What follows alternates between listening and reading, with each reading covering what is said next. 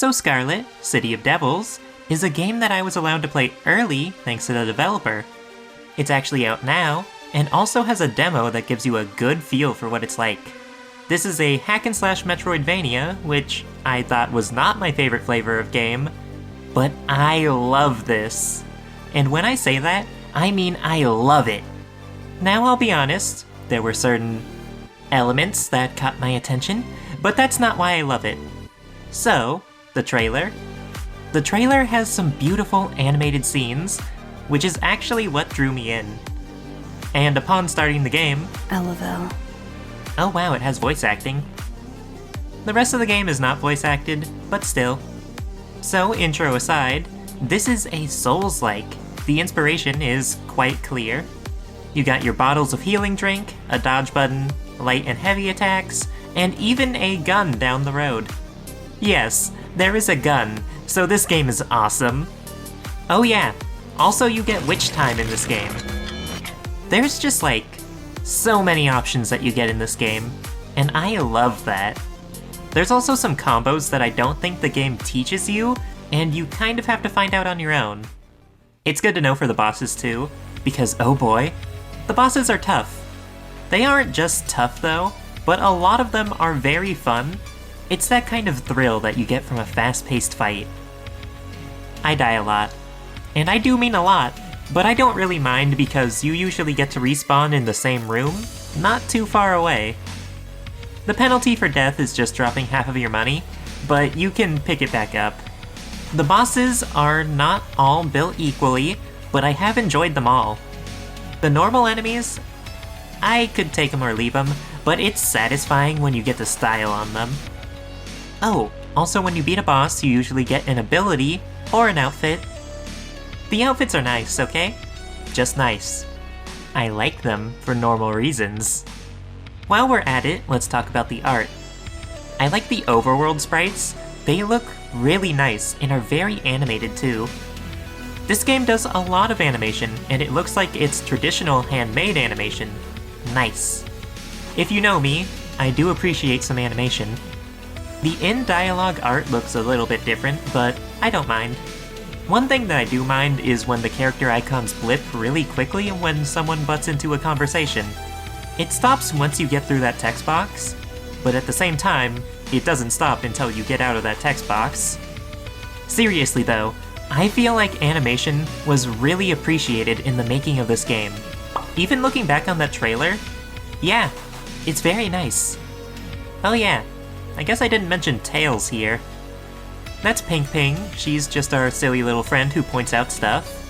There's a lot of little places where you can talk to her and get told about stuff. Okay, next big thing, being upgrades and abilities. There's the basics, being attack up and health up, which you can buy in a lot of different places, as well as find in the wild. And honestly, if you go exploring enough and you're good at the game, then you could probably just not buy any. I am not that good at games, so I did in fact buy some. But not that many because I wanted to save money for an ability. Yeah, at a certain point this girl, the one who refills your healing drinks, which are honey, also starts to sell abilities. Something I noticed after fighting a boss and getting an ability from them is that at least some of these are optional purchases. Now, I haven't unlocked the grappling hook yet, so I don't know if that's one that you need to buy or not, but I have saved up for this one, the Flame Bodyguard ability. Flame is a character, one that you actually get an ability from for beating early on in the game. Don't worry, I'm not spoiling anything, she's in the demo. And yeah, it is expensive, but having a sick new way to attack mid-combat is awesome. Then there's also food, which is certainly interesting. It is some of the cheapest things that you can buy in the game, aside from save points, because some of the save points you do need to actually spend a little bit of money to unlock, but it's not very much, and there are plenty of them that are free. And food will actually temporarily raise some of your stats. When I say temporary, I don't mean a timer, no. These buffs last until they get beaten out of you, and I love that. This, along with being able to buy abilities, is the peak of grinding as a game balance mechanic. Grinding is meant to let people make the game easier for themselves. If you can't beat some enemies with what you currently have, then you can add to your moveset by getting money from enemies or buff your stats with food.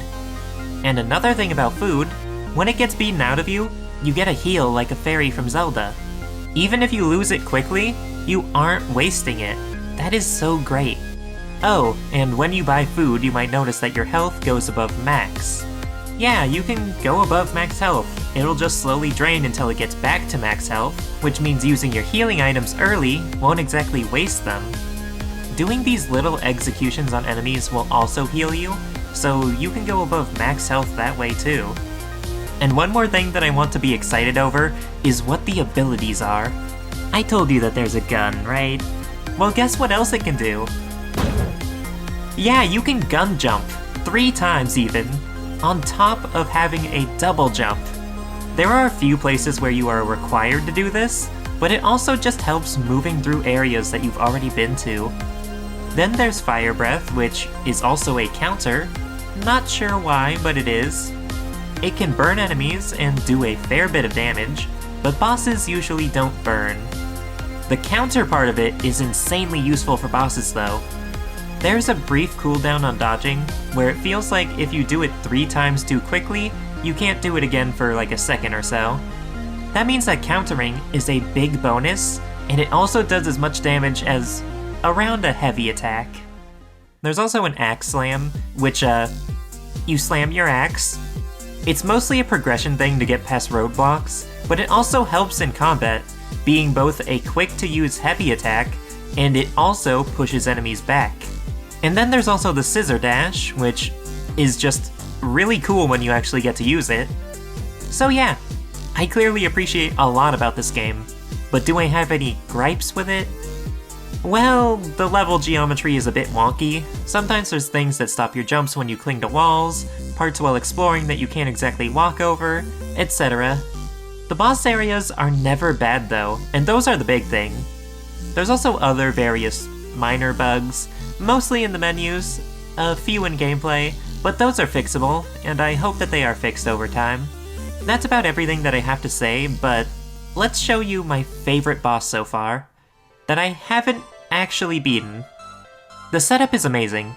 Some servants ominously waiting outside, a long corridor with an upgrade at the end, where you expected the boss encounter to be, but then you turn back around, and boom, hot lady with swords. She fights super fast and mainly relies on melee, but has a weaker, very fast ranged attack. Her attacks are actually very similar to yours, with a light, heavy, and the dash attack. This is a situation where I use those combos that I mentioned before, specifically the basic critical hit combo. It's easy to get a perfect dodge and then do 3 light attacks and a heavy attack, staggering her for a tiny bit to set me up for the next one. If I mess up a dodge, then I have to try and do it again very quickly, and if I don't do that well, then it's up to a counter to try and get her. I can jump over her projectile, do a gun jump, an axe slam, and this game is so good. Again though, I've yet to beat her, but I do enjoy this, so yeah. If you're interested, go check out Scarlet, City of Devils, on Steam. With that all said and done though, thank you to everybody for watching, and I'll see you all next time. Bye-bye!